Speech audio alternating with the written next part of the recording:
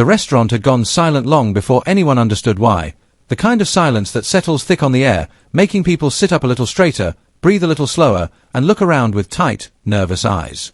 It was the silence that comes before a storm, heavy, electric, waiting for something to snap. And that something stood at table 1, where billionaire industrialist Richard Halden rose from his seat like a judge passing sentence, towering over a petite black waitress who looked like she wished the floor would swallow her whole. His jaw was clenched, his eyes sharp with the cold fury of a man who had never in his life been questioned, challenged, or corrected. The linen jacket he had draped carelessly over the back of his chair had slipped to the polished marble floor, and Maya, new on her second week and still learning how to breathe in a place where customers treated her like part of the decor, had picked it up in a soft, instinctive motion, dusting it the way her mother used to dust prize frames on the living room wall. "You dare touch my jacket," he growled, each word sharp, cutting through the quiet like a blade. The room froze. A man in the corner held his spoon inches from his soup. A couple holding hands paused mid-conversation. Even the background jazz seemed to dim into nothing. Maya's breath caught as though the world had suddenly grabbed her by the throat. "Sir, it fell," she whispered, her voice trembling but still steady. "I was just—" "You're fired," he snapped, louder this time, louder than necessary, loud enough that the sound bounced off the high ceilings and echoed across every table. It hit her chest like a heavy stone. She had been fired before, sometimes for things she did, sometimes for things she didn't, but never like this. Never with so many eyes on her. Never with the kind of glare that made her feel small enough to disappear. She didn't cry. She never cried in front of people who wanted to see her break.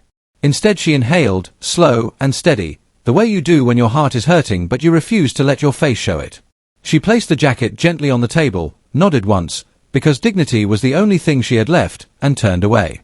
The whispers followed her like shadows. What did she do? Did she ruin it?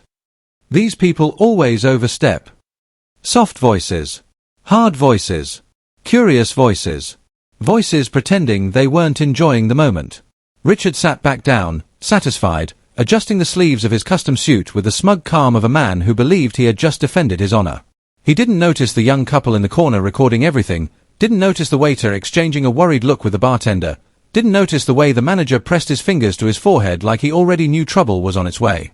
He didn't know this moment would spin out of control. He didn't know a jacket was about to become the least important part of the story. Outside, the evening air hit Maya like a slap, cold, sharp, sobering.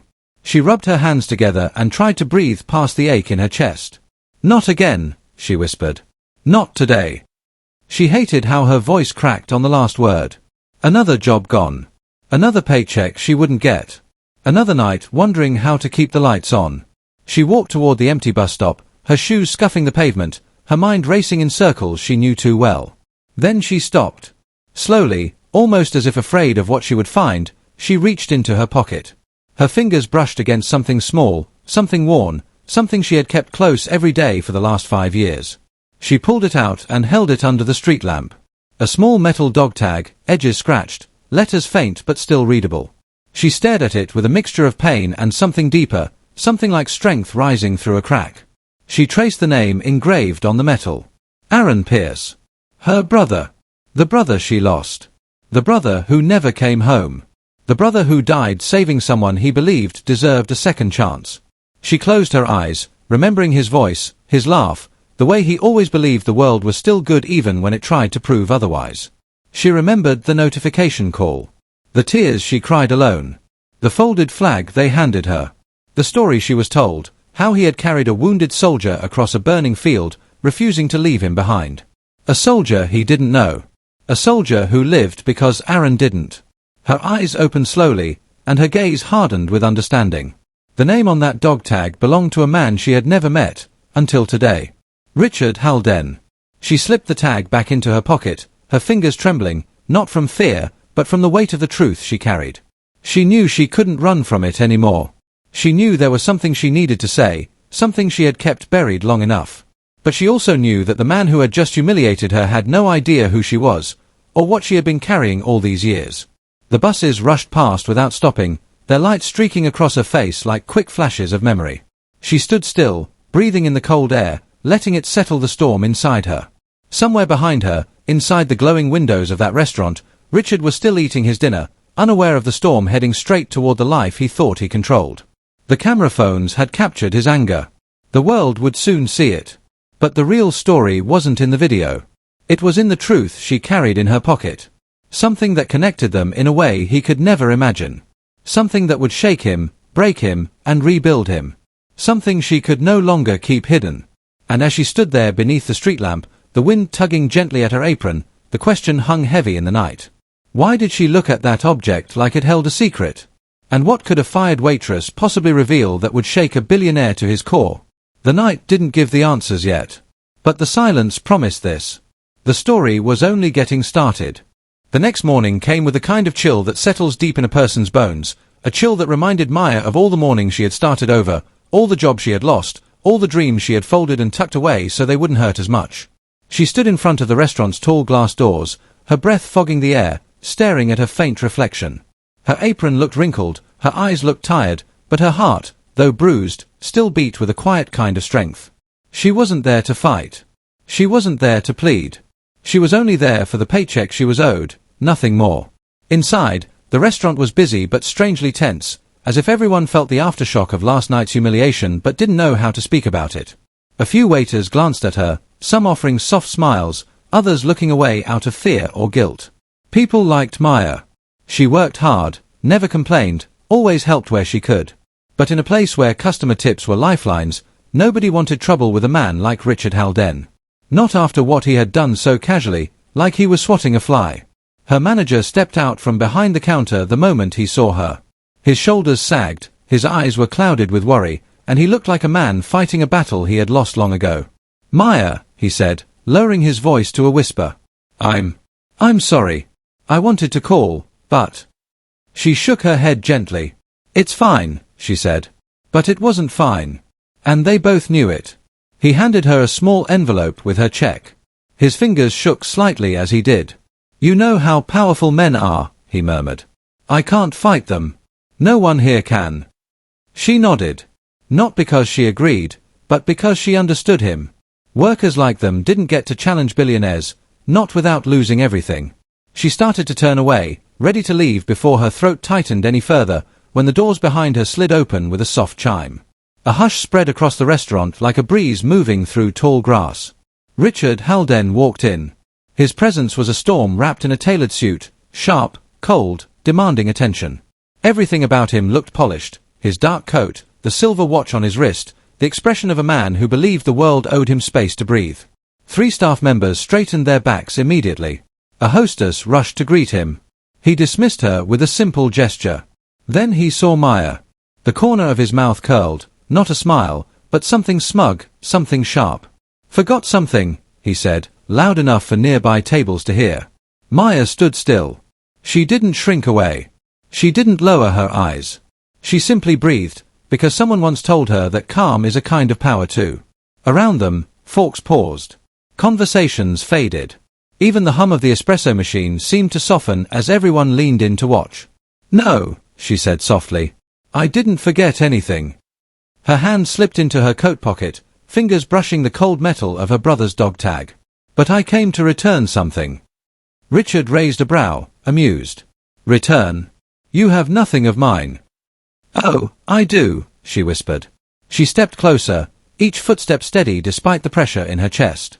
She pulled the worn dog tag from her pocket and held it between her fingers, letting the overhead lights catch the scratched surface. The letters engraved on it seemed to shimmer for a brief second, as if waking up from years of silence. Richard's eyes narrowed. "What is that?" "Something you should see," she said. "Something that doesn't belong to me." He didn't take it, not yet. Maybe he thought she was being dramatic. Maybe he thought she was trying to guilt him. But when he leaned in to look, when his eyes fell on the name, everything inside him stilled. Aaron Pierce. The air around him thinned. Color drained from his face. His jaw loosened.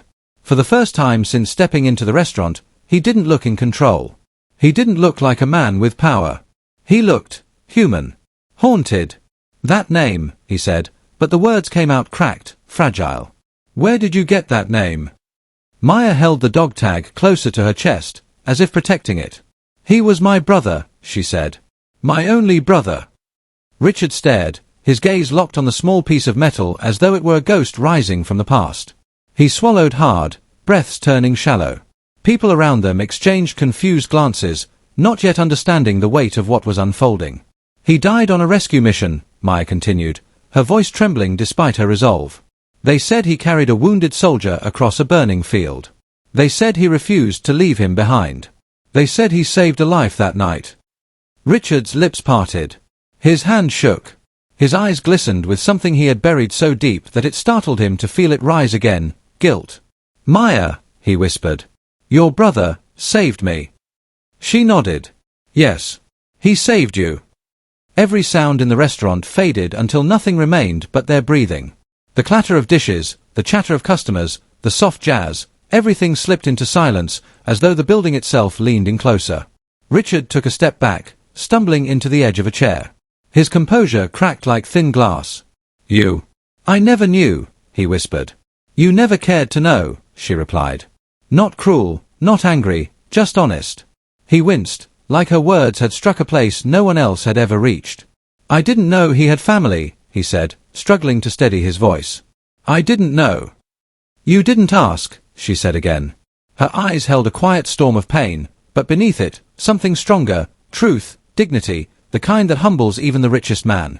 Richard pressed a hand to his forehead, breathing hard. He looked like a man suddenly forced to carry the weight of his own survival. A weight he had ignored for years. Around them, employees murmured, realizing they were witnessing something they would never forget. A billionaire broken open by a single piece of metal. A waitress standing firm with nothing but her truth. Richard looked at her again, eyes glassy. "I owe him my life," he whispered. "And yesterday," Maya said softly, "you fired his sister over a jacket." The words landed with a force greater than any confrontation he had ever faced. He closed his eyes, but it didn't shield him from the truth. The image of her holding that dog tag would stay with him. The echo of his own cruelty would hum in his ears long after he left. Maya didn't raise her voice. She didn't demand anything. She simply stepped back and let the truth settle around them like dust in morning light. Richard stood there, speechless, shaken, stripped of every layer of pride he carried. And for the first time in a very long time, he didn't know what to do next. Richard didn't return to his table. He couldn't. The shock still pulsed through him like a wave he couldn't outrun. He stood in the center of the restaurant, eyes fixed on the door Maya had just walked out of, his chest rising and falling as though the air itself had become heavier. For a moment he forgot where he was. He forgot who he was. All he could see was a small metal dog tag glowing in the light, and the name he had never dared say aloud. Aaron Pierce. The man who had dragged him across a burning field. The soldier whose face he remembered only in flashes, smoke, sweat, the sound of breath breaking under pressure. The one whose voice kept saying, "Stay with me," even as explosions shook the ground around them. Richard had tried to forget that night.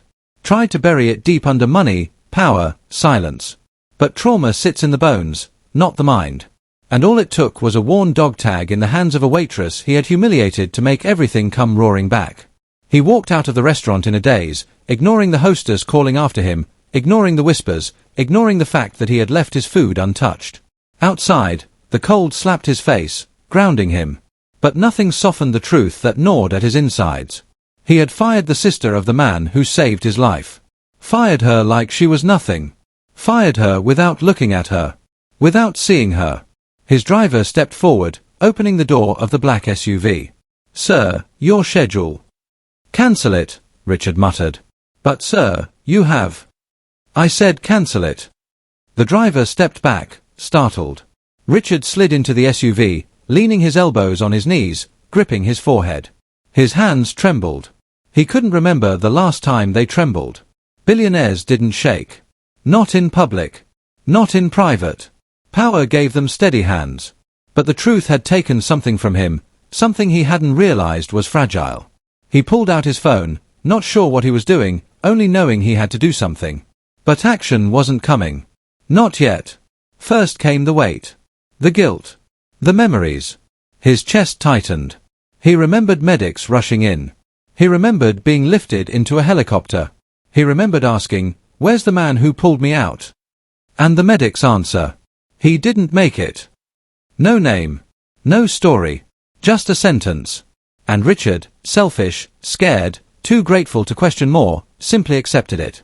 He let the world move on while someone else's world was breaking. And now here he was, breathing air that man no longer could.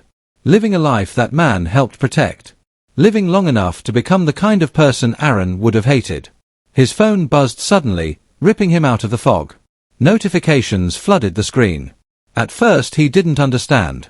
Then he clicked one. A video. Of him. From last night.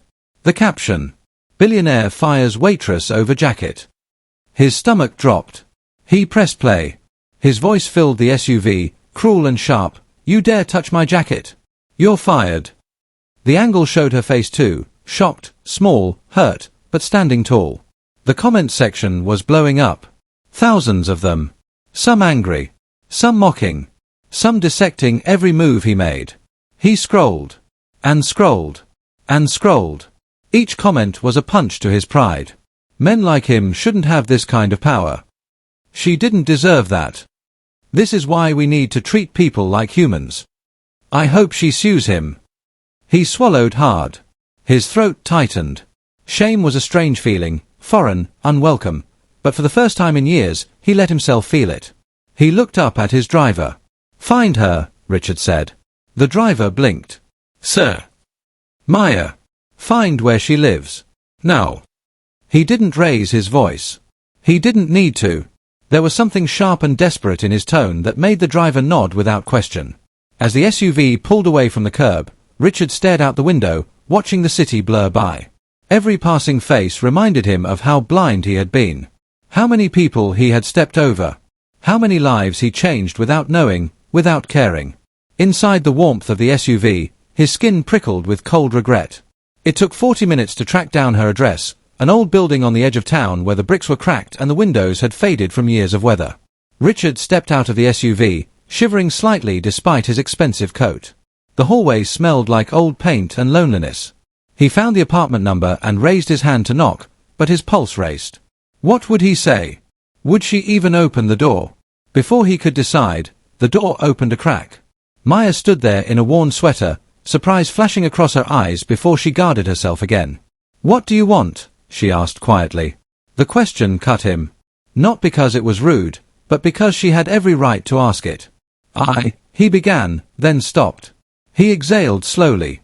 I need to talk to you. She didn't move. He swallowed. Please. The word felt heavy, like he hadn't used it in years. She hesitated, then opened the door wider.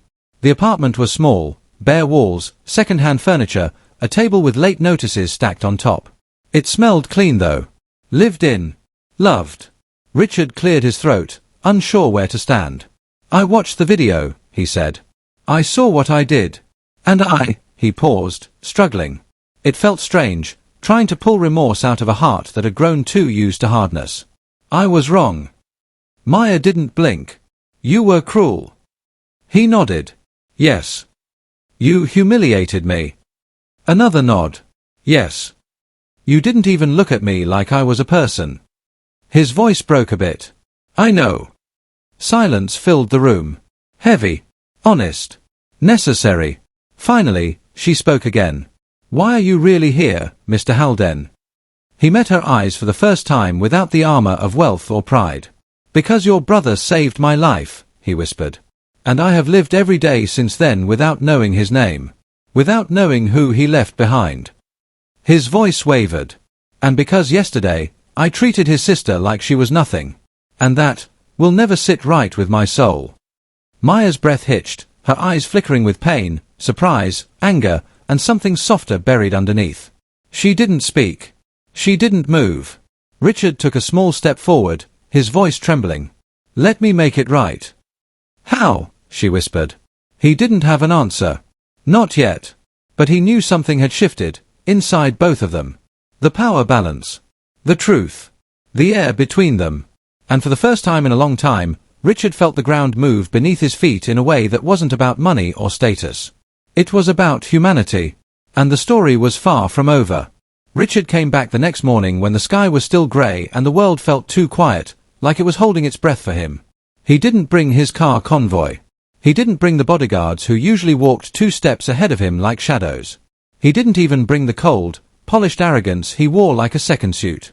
Instead, he walked into the restaurant with something no one had ever seen him carry before: humility.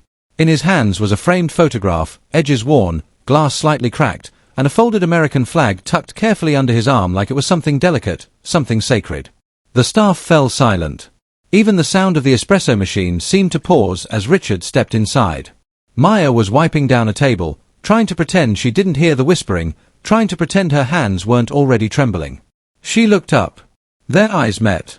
And for the first time since she had met him, she did not see the billionaire everyone feared. She saw a man who looked small and lost. Richard walked toward her slowly, each step heavy with years of unspoken truth. When he reached her, he didn't bark her name. He didn't call for a manager. He simply set the framed photograph on the table between them. Maya froze. Her breath caught. She blinked, but the picture didn't change. It was the same photo she had seen once before in her brother's belongings. The same smile. The same uniform. The same desert sky behind him. Her brother, Darren. Alive. Young. Standing shoulder to shoulder with a man she never expected to see in a photograph with him. Richard Lawson. "This is all I have of that day," he whispered, voice raw like it had been scraped across gravel.